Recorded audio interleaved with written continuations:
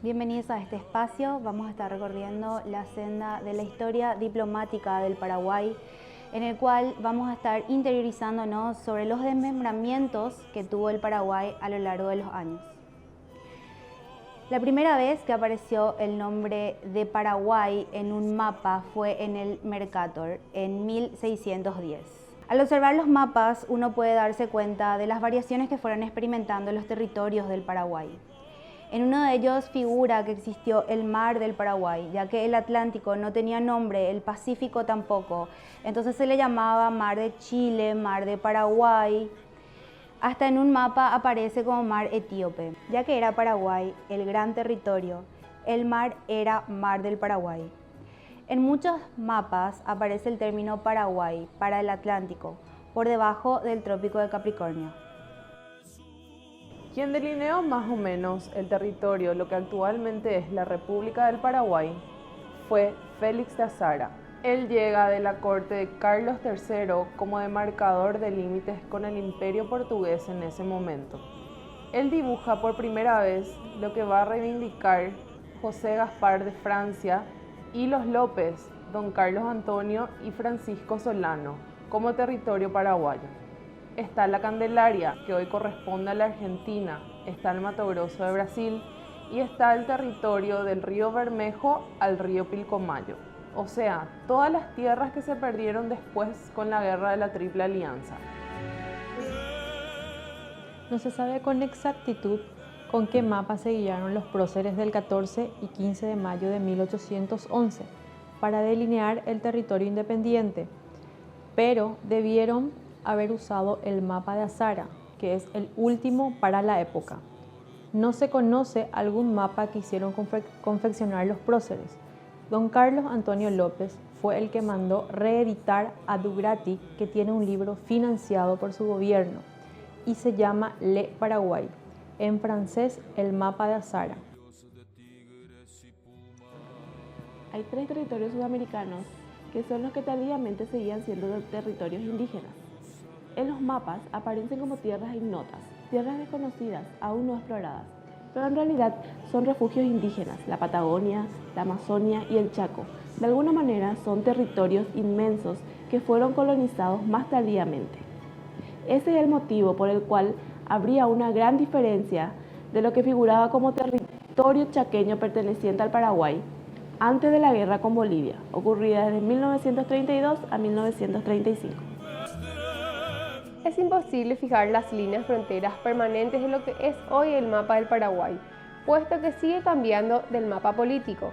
Había uno en 1906, otro en los años 40, cambió en los años 70 y cambió de vuelta en los 90. O sea, la distribución interna del Paraguay sigue cambiando de acuerdo a condiciones políticas, pero el mapa general es de la posguerra del Chaco. Ahí recién se delimita lo que va a ser el territorio paraguayo, pero todavía ahora se están retirando banderas en la frontera con Brasil, en Pedro Juan Caballero, o sea, hay todavía pequeñas regiones donde no hay tratados terminados. Una de las curiosidades de nuestro país es que el Paraguay le dio a su territorio el nombre que el sitio tenía desde antes del arribo de los europeos a estas tierras. Es decir, el Paraguay conservó su nombre original, ya que antes de la colonización nuestra tierra ya se llamaba Paraguay.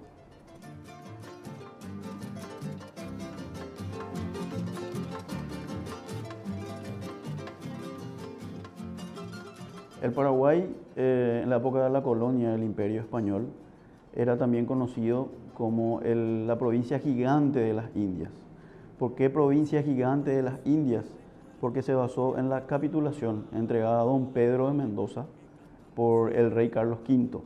El rey, como bien dice el nombre, capitulación, entrega un poder absoluto a don Pedro de Mendoza para poder fundar, explorar y conquistar las tierras del Nuevo Mundo. En este contexto, la capitulación abarcaba lo que originariamente abarcaba el Paraguay colonial con los aborígenes de la etnia guaraní. De ahí deriva su nombre Paraguay, prácticamente una de las pocas provincias de la época española, de la conquista española, que mantuvieron su nombre original. Al transcurrir el tiempo se dieron cuenta que las dimensiones reales eran muy grandes y muy difíciles de administrar. Entonces se fue segregando ese gran territorio. La primera segregación que se tuvo en el Paraguay gigante de las Indias fue la de Santa Cruz en el año 1561, fundándose por Nufrio de Chávez. Con esa primera desmembración, lo que se logró fue originar lo que hoy sería la República de Bolivia y sería el antecedente más remoto del conflicto con el Chaco, por la posesión del Chaco entre Paraguay y Bolivia. La segunda desmembración sacaría al Paraguay por una cédula real, por una capitulación a Ortiz de Zárate, la cuenca amazónica y el océano, la salida que tenía la provincia del Paraguay al océano Pacífico, las 200 leguas, de la cual se formaría la provincia del Cuyo y de Mendoza. La tercera y la más importante de las desmembraciones surgidas durante la gobernación de Hernán Darias, el primer gobernador criollo del Imperio Español, fue la pérdida de nuestro litoral marítimo, que era a través de la ciudad de Buenos Aires. Hubo una pequeña disputa frente al rey Felipe III de España, donde estaban por un lado el virrey Monteclaro y por el otro lado el gobernador Mendoza, donde cada uno dio su sugerencia. Entre ellas, la que se terminó aceptando fue la de Monteclaro, unificando la ciudad de Buenos Aires, Corrientes, Concepción de Bermejo y Santa Fe en una provincia llamada la de Buenos Aires y otra, la de Paraguay o Guairá, entre las ciudades de Asunción, Villarrica, Ciudad Real y Jerez, desoyendo las advertencias de Hernán Darias por la continua amenaza bandeirante de ser cercenados por el lado del Atlántico, lo que hoy sería el estado de Santa Catarina de Brasil. Todo ese territorio estaba siendo constantemente invadido y asediado por los bandeirantes, lo cual llevó a Villarrica a trasladarse unas 7 o 8 veces, como mínimo, para salvarse del exterminio. Todo eso había sugerido Hernán Darias, sobre todo la provincia de Guairá, que se forme una provincia aparte e independiente para que tenga la fuerza necesaria para rechazar ese ataque. Provincia que fue descuidada, sus recomendaciones fueron desoídas, lo cual llevó a la desaparición de la provincia del Guairá por ese motivo y también de la pérdida del litoral marítimo a través de la cédula real de 1617, donde Paraguay quedaría definitivamente como Mediterráneo. Fue la pérdida o la desmembración colonial más grave que tuvimos, porque sumió al Paraguay en una crisis hasta lo que sería la creación del virreinato del Río de la Plata. En la cuarta desmembración, ya un poco antes de lo que sería la creación del virreinato del Río de la Plata en 1777, Paraguay sufría ya una desmembración aceptada por toda la ocupación continua que sufrió por los bandeirantes del vasto territorio del Mato Grosso, reivindicando así, vía diplomática, nada más las antiguas reclamaciones o las antiguas pretensiones que tenía la colonia portuguesa de expandirse más allá de la línea de Tordesillas. Con esta última y cuarta desmembración definitiva, la gobernación de Paraguay quedó bastante reducida y el Utipo-Sidetis, que más adelante seguro se estará hablando, se quedó en unos límites bien definidos. Pero recalcar que Paraguay al comienzo tenía, en la época colonial, dos salidas al océano, al mar, inclusive tenía un mar con nombre propio, el Mar del Paraguay. Luego quedaría con una sola salida al océano y ya durante la época de la independencia, o un poco antes, sin salida al océano. Sería una provincia totalmente mediterránea, la única provincia del Imperio Español sin salida al mar. Al independizarse el Paraguay en 1811 y al hacer lo propio en 1825 las provincias del Alto Perú, las dos nuevas entidades políticas heredaron los territorios que tenían en su carácter de colonias de España. Por tanto, los límites entre los dos nuevos estados eran los que el Paraguay tenía con Chuquisaca, Santa Cruz y Chiquitos durante el coloniaje. Don Carlos Antonio López, en el año 1842, notició a Bolivia la ratificación de la independencia paraguaya, comunicándole al propio tiempo que estaba resuelto a fomentar la población del Chaco, dentro de los límites que corresponden a esta república, para abrirse rutas mercantiles con la República de Bolivia. El gobierno boliviano contestó reconociendo la independencia paraguaya sin formular reserva alguna sobre la determinación respecto a la población del Chaco. El Paraguay fue estableciendo en el Chaco 23 colonias y fuertes, cultivos, agrícolas, ganado, obrajes, fábrica, etc. Bolivia tampoco hizo protesta alguna. Los que venían del antiplano tenían que esperar en Puerto Limpo, ex Borbón, el permiso del gobierno paraguayo para poder bajar hasta Asunción. En 1852 sucedió algo insólito. Se había ajustado entre Argentina y Paraguay el Tratado de Erquí-Valera, cuyo artículo 44 establecía que el río Paraguay pertenece de costa a costa en perfecta soberanía a la República del Paraguay, hasta su confluencia con el Paraná. El encargado de negocios de Bolivia de la Confederación Argentina, Juan de las Cruz Benavente, presentó entonces una propuesta, pues consideraba que Bolivia tiene derecho al mencionado río Paraguay como ribereña en la costa occidental entre los grados 20, 21 y 22. En 1853 ocurrió algo que resultó regocijante. El presidente de Bolivia, el general Manuel Isidoro Belzú, que padecía de delirio portuario, publicó un decreto por el cual queden abiertos como puertos francos en el territorio boliviano al tráfico y la navegación de todos los navíos mercantes, cualquiera que sea su matrícula, procedencia y tonelaje. Los puertos de Bahía Negra y Fuerte Borbón. Al independizarse Paraguay, no había límites oficiales que demarcaban el territorio nacional. Es por ello que la Confederación Argentina quería anexionar el territorio de la provincia de Paraguay como una más. Paraguay fue delimitando sus fronteras a través del tiempo. Numerosos historiadores hablan de diferentes fronteras naturales y cada país limítrofe toma la versión que más le convenga. En 1872, la porción del territorio paraguayo fue reconocido a favor de Brasil por un tratado firmado el 9 de enero de ese año.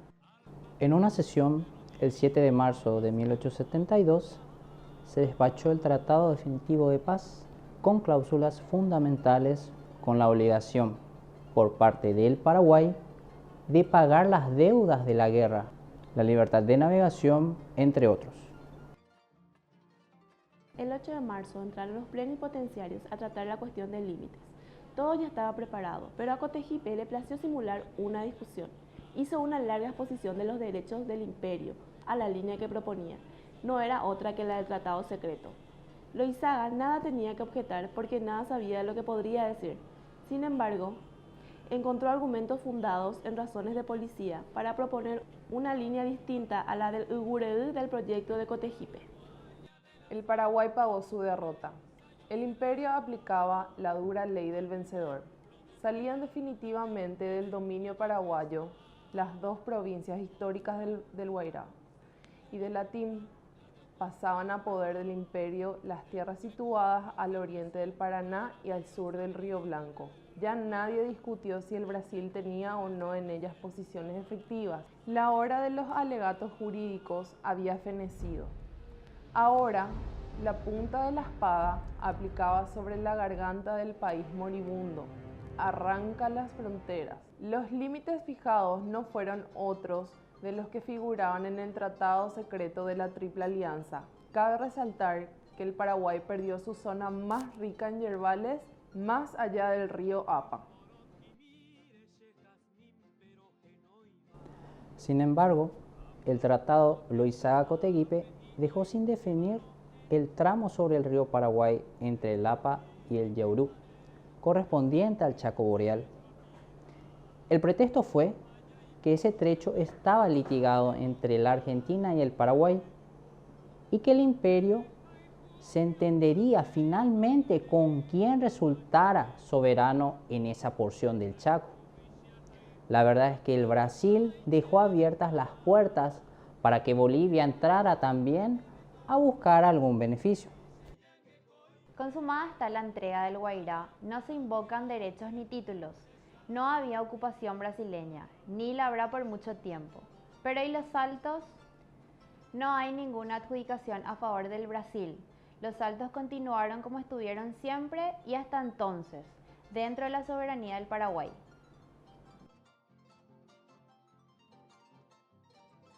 También, otro tratado en 1876 concedió grandes porciones de tierra a la Argentina, desde el río Bermejo hasta el Pilcomayo y en la zona sur, desde el río Uruguay hasta el Paraná.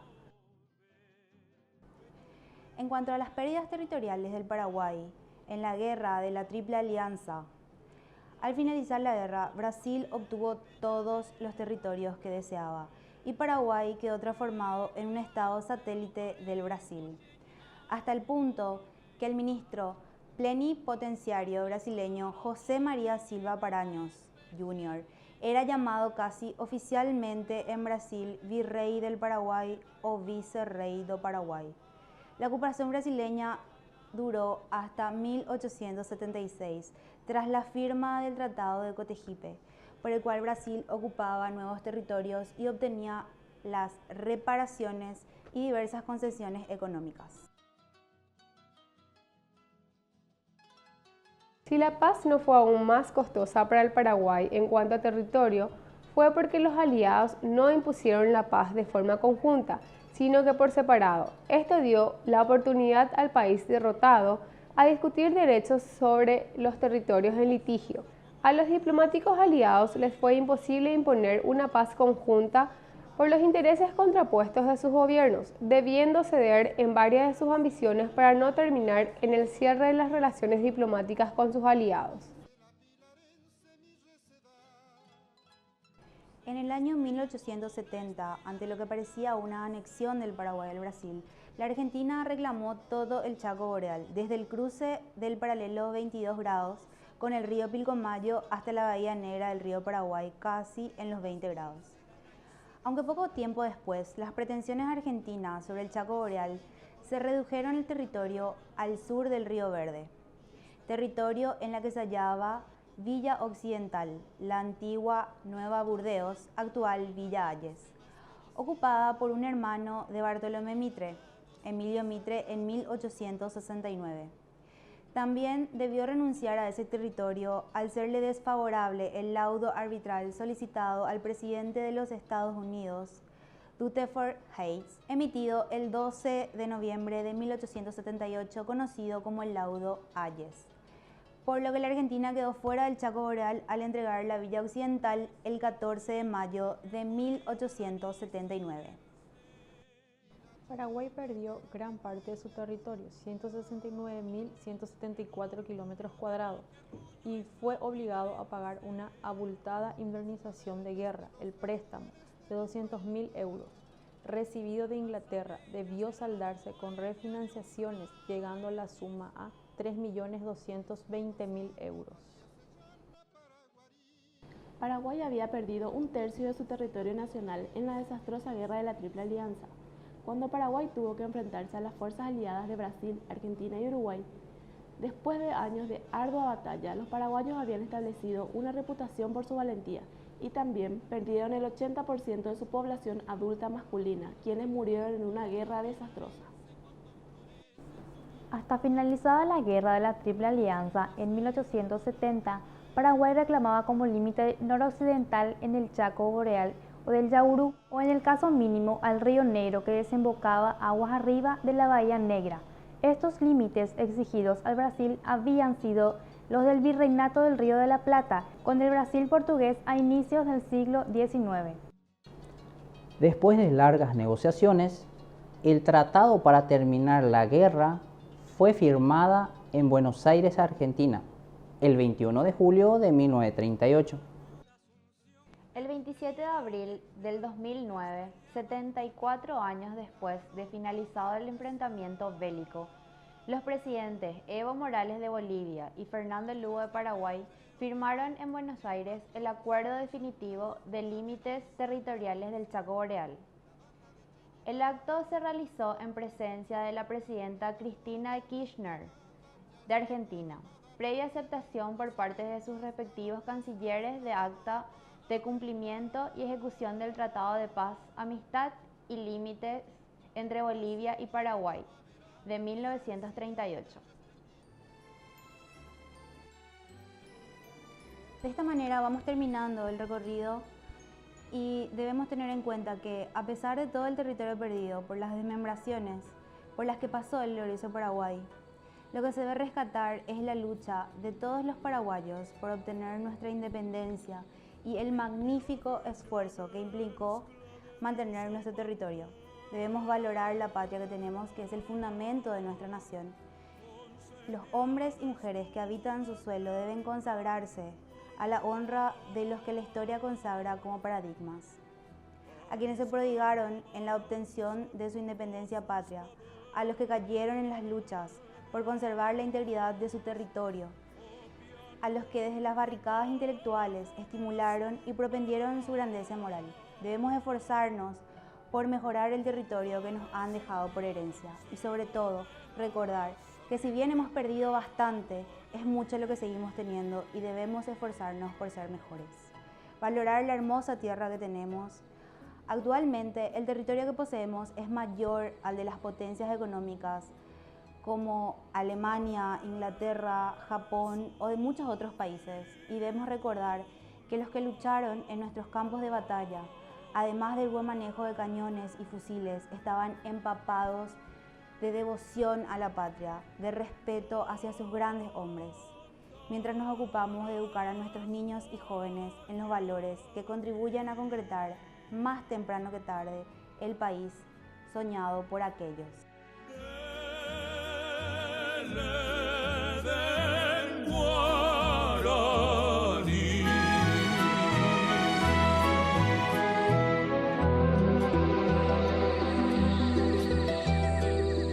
Bravea en sus sienes su orgullo de plumas, su lengua es salvaje panal de Irusú. Collar de colmillos de tigres y pumas, enjolla la musa de